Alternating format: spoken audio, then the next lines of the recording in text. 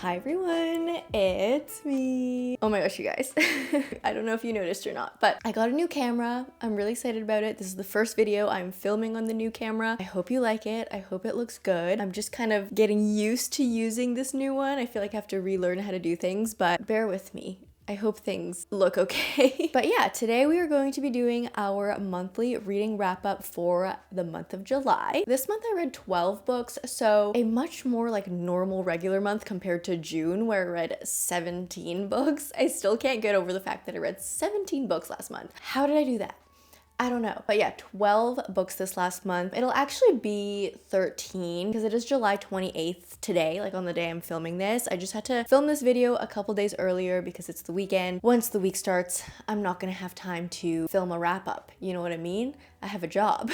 So I have what, like 2 more days to finish my 13th book. I definitely will finish it by then. So really 13 months for July, but I'll wrap up that last book in next month's wrap up video because I'm not done yet. So out of those 13 books, I read 6 fantasy, 3 romance, 2 historical fiction, 1 sci-fi, and then 1 thriller. So a good little collection. I definitely read a lot of fantasy this month. Let's just get straight into it. So the first book I read in July was Gallant by V.E. Schwab. This was the first book I read in my This Video Ends When I Find a 5-Star Read vlog. I actually only read 1 5-star book this last month, which is kind of sad. But not all books can be 5 stars. So anyways, Gallant is a YA fantasy. It's kind of graphic novel-esque. It's not really a graphic novel, but I know V.E. Schwab has like a background in graphic novels, and I feel like Gallant was kind of a good like in-between mixture between the two because it was very like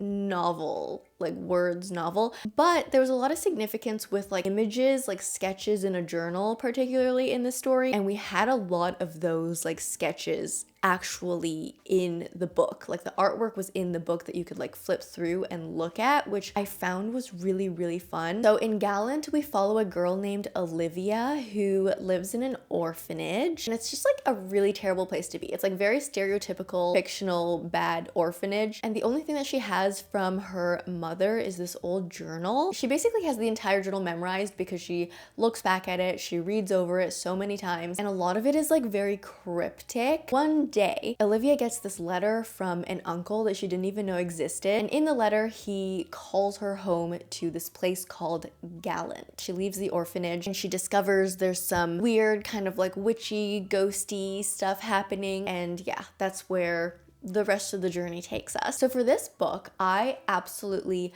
loved the setup. I feel like the vibe, the mood, the story, just everything was set up so well. You guys know I am like obsessed with V.E. Schwab. She's one of my favorite writers. I love everything she writes. I love the way she writes. I love her worlds that she builds. I love her vibes and moods that she sets. And I love her villains. Most of all, I love her villains so much. But Gallant was just, I feel like the ending felt very rushed. Things concluded, but they kind of felt too easy the way they concluded. Like we didn't really dive deeper into like why things were happening. I feel like everything that was set up was just kind of skimmed over. I just wanted to go a little bit more in depth with the entire story. I did enjoy this book overall. I think it was very immersive. I love the actual like physical imagery we had throughout this book. It left me craving more, and I'm not gonna get more because this was a standalone. This was also the first YA I've read from V.E. Schwab, so that was interesting. I didn't see that much difference in her writing for this book compared to her adult books that I've read. It was maybe a little bit easier to read. Maybe the world was a little bit more simplified, but I didn't feel like it read too YA. Her writing just, it felt like V.E. Schwab.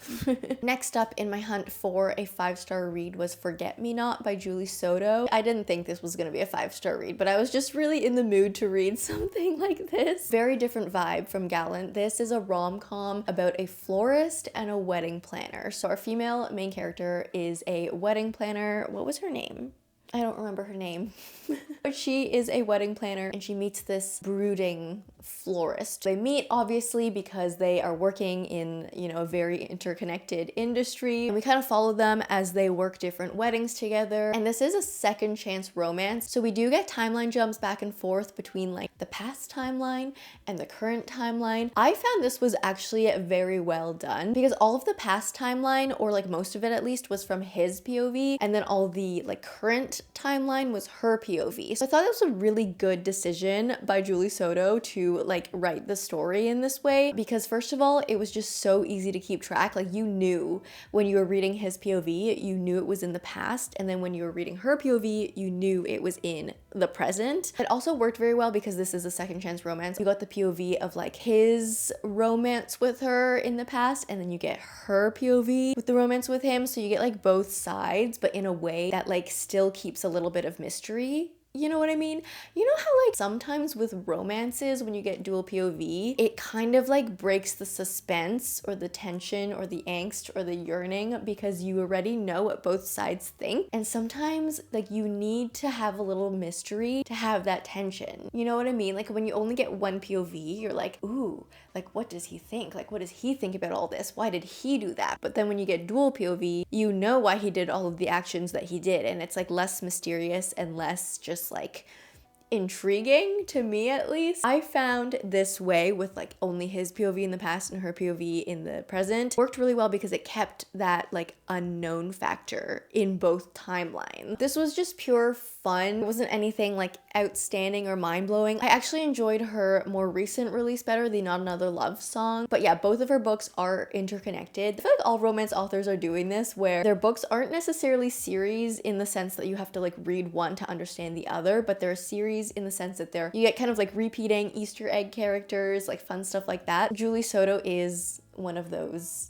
authors, and I love it. But yeah, it was really interesting because I read these two books kind of like backwards, I guess. Like technically Forget Me Not comes before Not Another Love Song, but I read that one first, and I actually enjoyed the order I read it in because while I was reading Forget Me Not, the MMC in Not Another Love Song is actually present in this book, and the way he was present, like he wasn't a big deal in it, like he didn't change the plot or affect anything. He was very much just like a brief passing mention, but a lot of the stuff like in this book like already hinted at some like pretty big reveals in Not Another Love Song, and I was like, wow, like she's been planning his story arc since she wrote this book. Like she knew what she was doing. If you know, you know. And I'm not gonna say the details of like my revelation while reading this because it would spoil the second book. But yeah, Julie Soto, she's just a really fun author. Her books are really quick and easy to read. I think she's like slowly climbing up to like my auto-buy romance authors.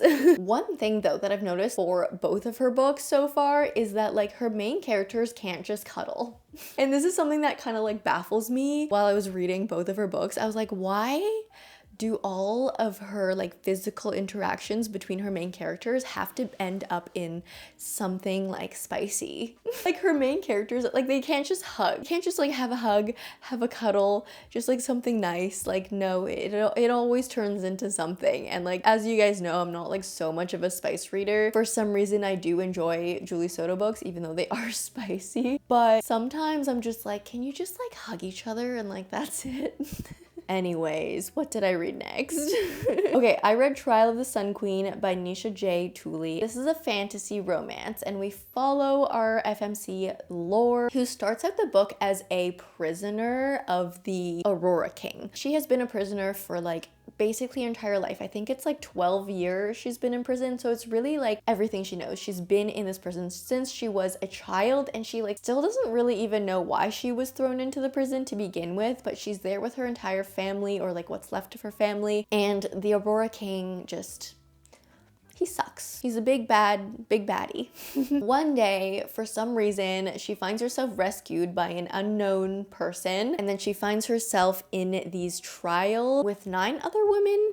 Is it? Yeah, against 9 other women, so 10 in total in these trials. And if she wins, the prize is to marry the rival king, who is the Sun King, and to inherit basically like all of his power. So yeah, similar to Forget Me Not, I found this to be just like a really fun, quick read. Very fast paced. The writing was very easy to like just devour and consume, and it was very addicting. The premise of the book, obviously, like just from describing it, obviously doesn't sound like anything like too creative or new or like original, but I found that it had enough of its own flair so that it kept the story interesting. Like, it didn't feel like an exact copy paste of another book, which is something that I read later this month. We'll get back to that. But yeah, I don't know. I found it to be fun, exciting. It wasn't like Roman Empire 5-star read, but it was fun. And I am going to continue the series. I did get the second book. It's somewhere on my TBR cart, but I am going to continue the series and I'll let you know how that goes. One of my criticisms about this book, the biggest criticism, is that sometimes things just seem to be written very gritty just to be gritty. Like, people would just like punch each other out of the blue just to like have some violence. I don't know. There was just kind of like an unnecessary amount of violence in this book, I found, that like didn't really contribute to anything really. Literal punches were just thrown just to add like grittiness and kind of like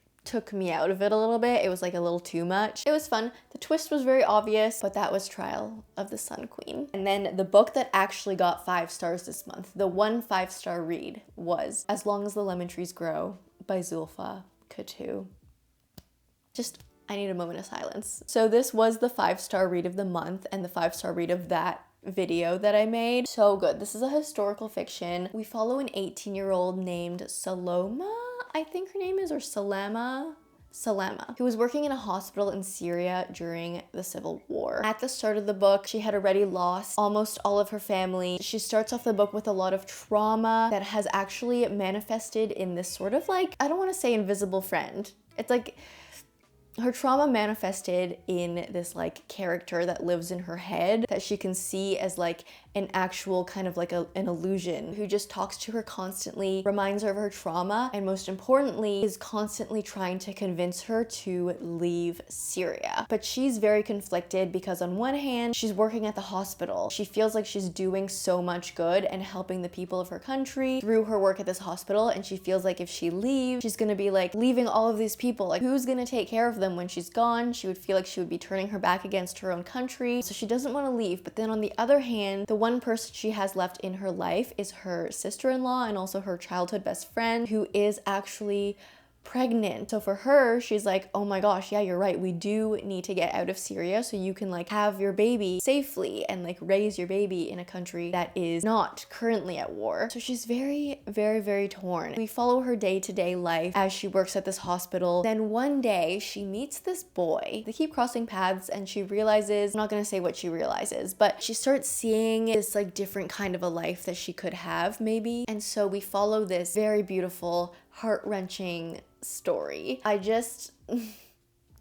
did cry on camera while reading this book. This book made me do it. Like, there was this, I'm not even gonna talk about it, but there's this one part that happens, this like realization, and I'm not gonna say anything more, that just took my heart, squeezed it, twisted it around, like threw it everywhere, smashed it on the floor, and then put it back into its place. It was just so beautiful, this story. The writing was amazing. It was very poetic. There was a lot of like reference to art and music as well in this book, but not so poetic that it got in the way of the storytelling. It was perfect. It was perfect. Read this book. It was so good. Oh, I read Legendborn by Tracy Deonn. Very different tone. So this is an urban fantasy. It's YA. We follow Bree, who starts at this book as a teenager. I think she's still a teenager by the end of this book, but she gets accepted into this like kind of pre-university school. So she goes to this campus and she starts witnessing these things that just like, they're just so out of this world. They're not really like human. They're not really real world. And she's like, what the heck is happening? And she gets whisked away on this like King Arthur themed magical journey with like blood magic, ether magic, secret society type things, like round table knights. It's very like Merlin King Arthur but like modern day. And there's also a love triangle.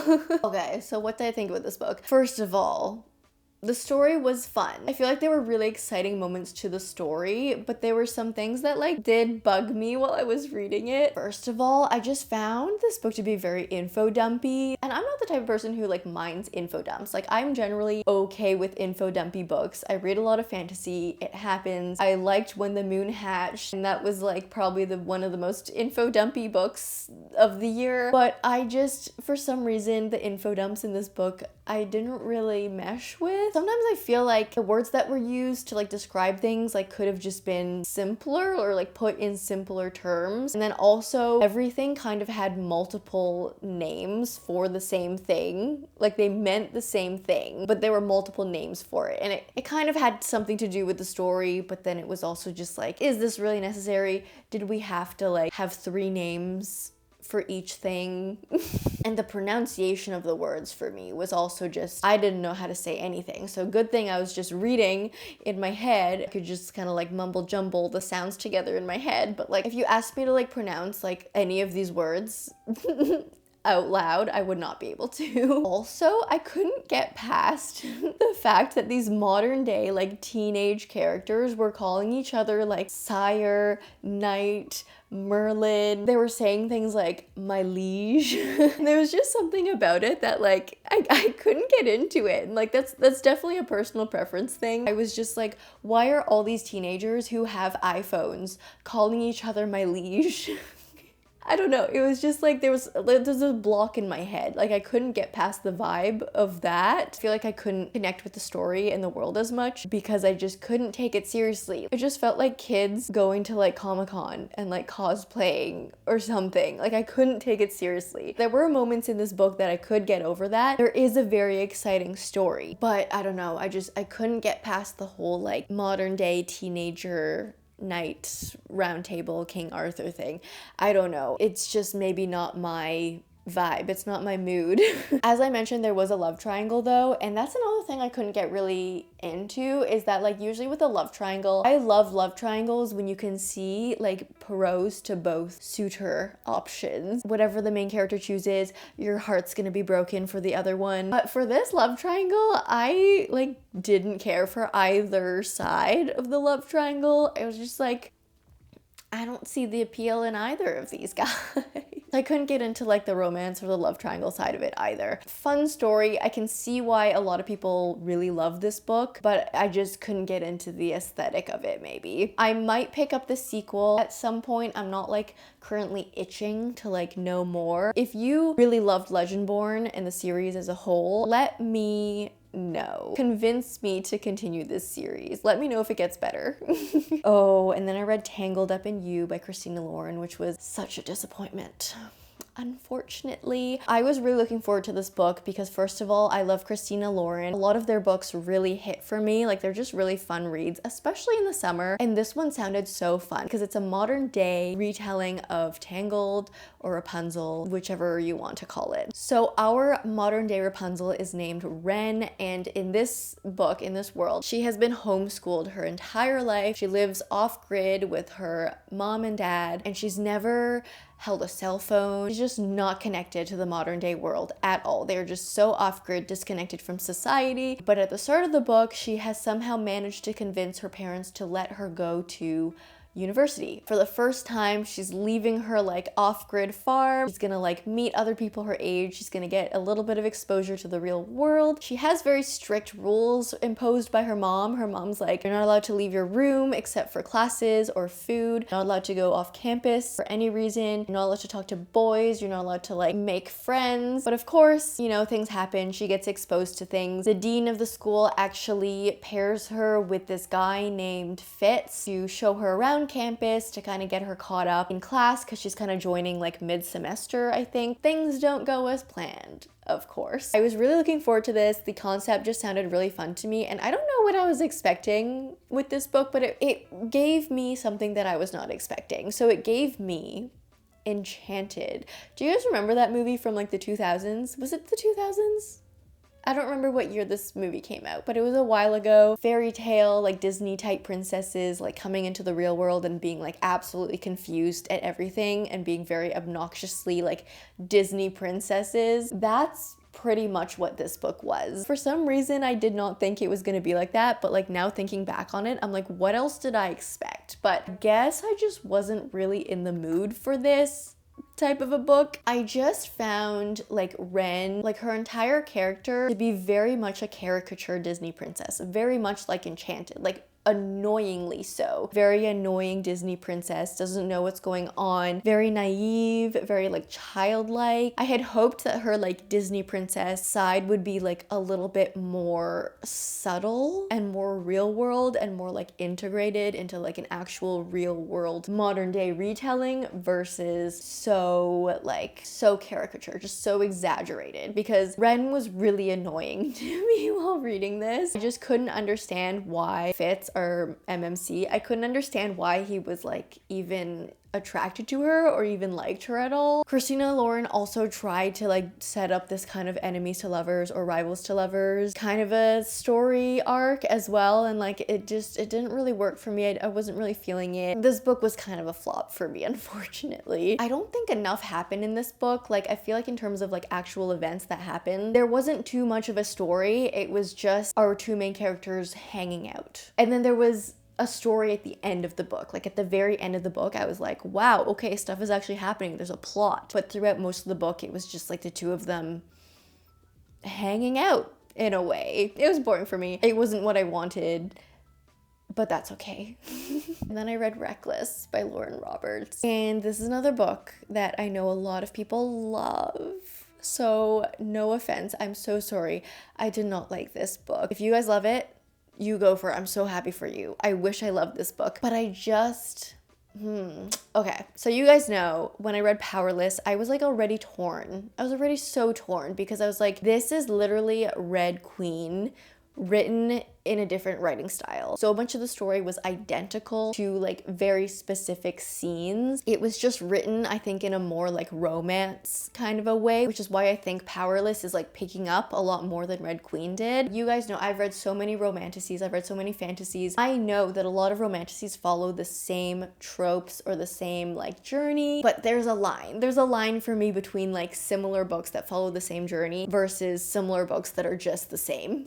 And Powerless to me just felt too similar to Red Queen, but I was interested enough to try Reckless and give Lauren Roberts another chance.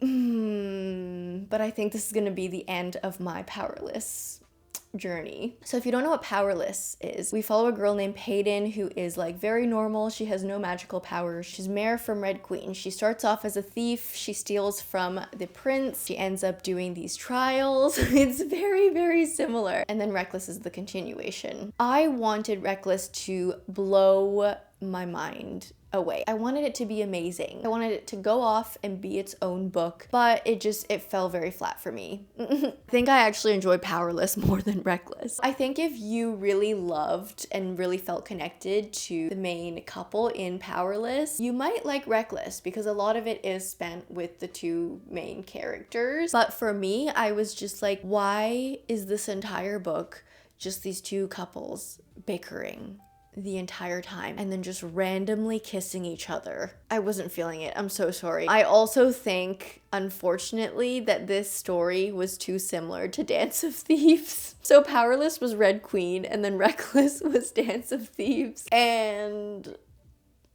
I'm just done with this series. Again, if you guys love this series, go for it. You do you. I'm so happy you're enjoying it, but I don't think I can do it anymore. I'm so sorry. Oh my gosh. Okay, I'm looking at my notes here. I actually had a lot more to say about Reckless. I don't want to talk about it too much because I don't really like talking about books that I like disliked too much. I like staying positive, but this is kind of an actual positive note about Reckless, is that there was a third POV in this book. I'm not gonna say who it was because it might spoil the first book, I don't know, but there was a third POV in this book that I was actually interested in it, but we had barely any time with that third POV. It was kind of like trickled in between like our two main characters bickering. I just wanted more of that POV. I was like, this is actually something interesting that I want to read, but we got like zero time with that character and we just got mostly bickering. So yeah, there was one like mini storyline, like one POV in Reckless that I did enjoy and I wanted more of that, but we did not get more of that. That's all I'm gonna say for real this time. I read, okay, this was kind of like out of my comfort zone. I read This Is How You Lose the Time War by Amal, El-Mohtar, and Max Gladstone. This is a novella, 200 pages, 250 pages, and it is a like time travel sci-fi kind of a romantic type of a story. It's very abstract. So in this book, we're like in this time war. It's literally a war that spans across time, which like, first of all, how do I wrap my mind around that? I don't know. This is like one of those things where like you think about space and you're like just thinking about like the expanse, the vastness. I don't know words today. Like the huge, like what is space? And then your mind just starts like glitching and you don't know what to think anymore. That's what my brain was doing while reading this book. I couldn't grasp what was going on. This is another book I was really mixed on because first of all, the writing in this book, beautiful, absolutely beautiful. The sentences, stunning. On Goodreads, I called this book a word salad because there were just such beautiful words thrown into this book, but I didn't know what was going on. It was just a jumble of pretty sentences in my brain. As I mentioned, this book is just very abstract, like the way it's told and like just the whole concept of a time travel war. Like for something so like not in this world like that, I need logic. I need the reason behind it. And this book, because it was a novella, I think like didn't really go into world building or anything at all. I think if you're like gonna go read it for the vibes, do it. Like read it for the beautiful language. But I'm just such a logical person that I couldn't get into it because I was like, no, wait, like where are we? What is this world? What's going on? Like I need more information. I need like the facts, but we didn't get the facts in here. We just got abstract time love. So yeah, this maybe wasn't my cup of tea, but I can see how other people would really love it. Like it is really beautiful. My brain was lost while reading this. I read another sequel next, and that was The Dragon's Promise by Elizabeth Lim, which is the second book in the Six Crimson Cranes duology, something I was really excited to pick up. Okay. Another one I was mixed about. Oh no, this month was like filled with mixed books. If you want to know what Six Crimson Cranes is, watch my June wrap up, it's in there. But this is the sequel. It takes place in a different location than Six Crimson Cranes does. So immediately the vibe is very different. I was really excited. I was like, okay, now we're gonna like dive into this new place. Like what's gonna happen? The vibes just felt very different. It felt like not the same series. Six Crimson Cranes, as you guys know, like as I mentioned last month, was a very different type of romantic story, which I loved. Our main character Shiori was very like not assassin warrior FMC. She was very gentle. She just wanted to protect her brothers and her family and find love. A Dragon's Promise was a lot more adventure driven, like a lot more action, which I didn't hate. Like I was kind of like, okay, girl's growing into herself. Like she's getting tougher. She's going on this journey. I'm here for it. But I think the way that this story was told just felt a little like disjointed. While I was reading it, it felt like a video game with a bunch of mini games embedded within it, like Mario Party or something like that, where like there's a big game. Everything kind of feels disconnected. Like you're just kind of like on your way along the little track and then like Bowser pops up and then you're like on your way above the track and then like something else pops up and you have to like go into all these little mini games or like side quests. Everything just felt like not cohesive. The world and the magic, I feel like, were just not really fully fleshed out in this book. I think it was a lot more ambitious than Six Crimson Cranes, which was a lot more like simple of a tale and of a story. This one tried to incorporate lots of things, but it kind of got messy and not in a good way. There was also, oh my gosh, this month was the month of love triangles that I was not feeling. There was also a love triangle in this book that I felt so bad, but like not in a good way. There was a love triangle and then it just kind of like disappeared halfway through the book. It was just like, okay, we're not a love triangle anymore, that's it. And I was like, wait, what? There were some good moments. I did enjoy this book because, I don't know, I really like Elizabeth Lim's writing and I liked being back with these characters. And there were a few moments in this book that gave Six Crimson Cranes like that feeling and I really liked those moments. But overall, I liked Six Crimson Cranes better. But I am going to continue on to read the prequel to this duology, which I have heard is like really, really, really good. I'm probably gonna do that this next month, August. Stay tuned for that. I reread When the Moon Hatched by Sarah A. Parker. I'm not gonna talk too much about this because I have talked about this book a lot on my channel. I have talked about it in a wrap up before when I first read it. I can't remember which month it was. It was pretty close to when it came out. I think I read it. It was my book club's pick of the month. Just to give my quick thoughts, this is a romantic. It's set in this amazing world with dragon moons that I love. The vibes are high. The main character is very highly annoying. Her thoughts and being in her head is very frustrating, but overall, I love the story. It's very immersive. I love the world. Really excited for the second book. It has not even been announced yet, which is a little bit sad. I hope it gets announced soon. I reread it for book club. And then I read a novel love story by Ashley Poston. I love Ashley Poston. This was another book that I was very excited to read. It's the same type of a genre that Ashley Poston always does. I call it magical realism romance. I don't know how else to describe it. It's always very real world. It's a romance, but there's like a little tiny, like there's always a little magical twist in her stories, which I find very, very cute. So in this one, we follow Eileen, who is a book lover. She teaches like English, like an English class in school, and she also is a part of a smutty book club, which is just so funny. So at the start of this book, she's actually on her way to a book club, like kind of reading retreat. She's on her way to a cabin. On the way to the cabin, however, her car breaks down, of course, and she ends up stranded in this small town. Doesn't really know where she is at first, and then she realizes it's actually the small town from her favorite romance series. Like, it is this fictional small town. Think like Stars Hollow. This is where she ends up stranded, and she starts seeing all these characters, and she's like, oh my god, I know you. Like, I have read this book about you. But the characters in the town, or the people in the town, obviously don't know that they're storybook characters. They just think they're real people. There's also a brooding librarian in the town who Eileen actually doesn't recognize from the series. So she's like, new character unlocked. Yeah, she just has to figure out like why she got placed into this fictional town. What's the purpose of her being there? Where is the story gonna go? It's a really fun concept, and I was really excited to read this book. So overall, I did enjoy this book. I think it was really fun. If you are going into it though thinking that it's gonna be this beautiful romance, I would say the romance was the weakest part for me in this book. I just couldn't understand like the instant connection in terms of the romance in this book, but the plot was so fun. Like, if you read this book for plot, it's so fun. It's amazing. It's literally, as I was reading it, I was like, this is Big Fish. Do you guys remember that movie? I'm referencing a lot of like older movies. You know that movie Big Fish where he gets like stranded in that town? It's like a little bit kind of like magical realism. It's a little uncanny, but it's like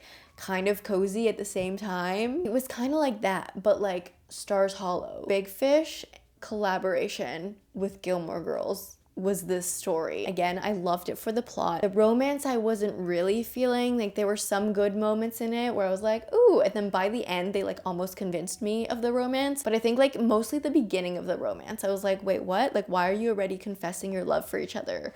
I don't get it. There's no reason why. The story was really good. I enjoyed it. It wasn't as good as 7 Year Slip for me, but I think it was better than The Dead Romantics for me. So it kind of like sat in the middle there. So yeah, novel love story. And then I read The Love Elixir of Augusta Stern because I wanted to catch up on my arcs again, because I always fall behind on the arcs I receive, and I feel so bad. But this was by Augusta Stern. This book actually comes out in October, which I think would be a really good time to read this book. This is a historical fiction. There's a little bit of romance in there and a little bit of magical realism as well. Not nearly as much as like Ashley Poston novel love story, but like a little bit of little bit of magical realism, maybe. We have 2 timelines in this book. The first is in 1920s Brooklyn. We follow Augusta, who is like kind of a teenager in the first timeline. Her family owns a pharmacy. That's where her dad works, and she kind of like helps out with all of that. She wants to become a pharmacist just like her dad. She's very smart, but then her mother dies, and that's not a spoiler. This is just like, I think it happens off page, like before the beginning of the book. Her great aunt comes to like help take care of the house, and she kind of like, there's a little mystery about her. She starts like taking her dad's patients, and she has these like kind of like alternative medicine methods that she starts prescribing to people kind of like on the down low. She'll be like, oh, your kids have bad stomachs, I'm gonna make them soup and they're gonna feel better. But this maybe kind of little magic soup with like different spices that are blessed. I'm explaining this so poorly. But yeah, you know what I mean? She's kind of secretive. She like makes these like kind of like maybe magical soups. She cures things that her dad was not able to cure as a pharmacist. Throughout this timeline, she also has a little bit of a love story, a little teenage, like first love, young love. So cute. But there's this incident that happens. She tries to use one of her great aunt's method to get clarity on her romantic relationship that just it implodes in her face. It goes so wrong, she regrets it, and she never, ever sees this guy ever again until our second timeline, which takes place like 65 years later. She runs into him at the retirement home that she has just moved into, and we go on with the story. I think this was really cute. It was really wholesome. I feel like this book would have made an amazing movie, or would make an amazing movie if any film production company wants to pick this up. I feel like this story